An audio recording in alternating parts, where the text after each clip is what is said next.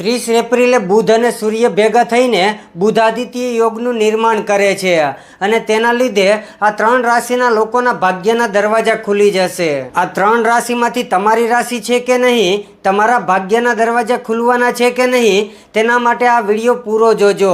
અને અમારી ચેનલમાં તમે નવા હોય તો અમારી ચેનલને ફોલો કરી દેજો, આ વિડીયોને લાઈક કરી દેજો અને કમેન્ટમાં જય માતાજી લખવાનું ન ભૂલતા. 30 એપ્રિલના રોજ ગ્રહોના રાજા સૂર્ય અને બુદ્ધિના દાતા બુધ એક સાથે મેષ રાશિમાં પ્રવેશ કરશે. આ બંને શક્તિશાળી ગ્રહોના મિલનથી બુધ આદિત્ય યોગ રાજયોગનું નિર્માણ થશે, જે અનેક જાતકો માટે સફળતાના નવા દ્વાર ખોલશે.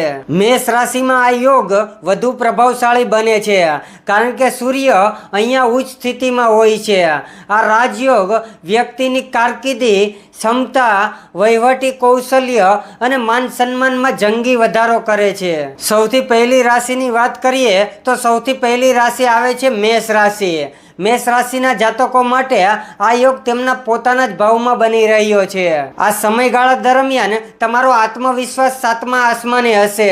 નોકરિયાત લોકોને પ્રમોશન મળવાના પ્રબળ યોગ બને છે, જ્યારે વેપારીઓને કોઈ મોટા ટ્રાન્સફર મળી શકે છે. અપરિણિત લોકો માટે જીવનસાથીની શોધ પૂર્ણ થઈ શકે છે. બીજી રાશિ આવે છે સિંહ રાશિ. સિંહ રાશિના જાતકો માટે આ રાજયોગ ભાગ્ય ભાવમાં બની રહ્યો છે. તમારા અટકેલા સરકારી કામો હવે ગતિ પકડશે. સૂર્ય તમારી રાશિના સ્વામી હોવાથી સમાજમાં વિશેષ પ્રતિષ્ઠા મળશે. વિદેશ જવા ઈચ્છતા વિદ્યાર્થીઓ માટે 30 એપ્રિલ પછીનો સમય સુવર્ણ કાળ સાબિત થશે. આવકના નવા સ્ત્રોતો પણ ખુલશે. ત્રીજી રાશિ છે કર્ક રાશિ.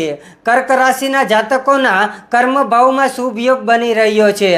કાર્યક્ષેત્રમાં તમારા પ્રદર્શનની પ્રશંસા થશે અને ઉચ્ચ અધિકારીઓનો પૂરો સહયોગ મળશે. જો તમે નોકરી શોધી રહ્યા હોય તો તમને મોટી ઓફર મળી શકે છે.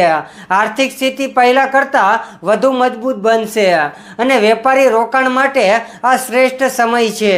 અને તમારે કઈ રાશિ વિશે જાણવું છે એ અમને કમેન્ટ કરવાનું ભૂલતા નહીં, તેના પર હું તમને વિડીયો બનાવી દઈશ. અને આ વિડીયોને લાઈક કરી દેજો અને કમેન્ટમાં જય માતાજી પણ લખી દેજો. જય માતાજી.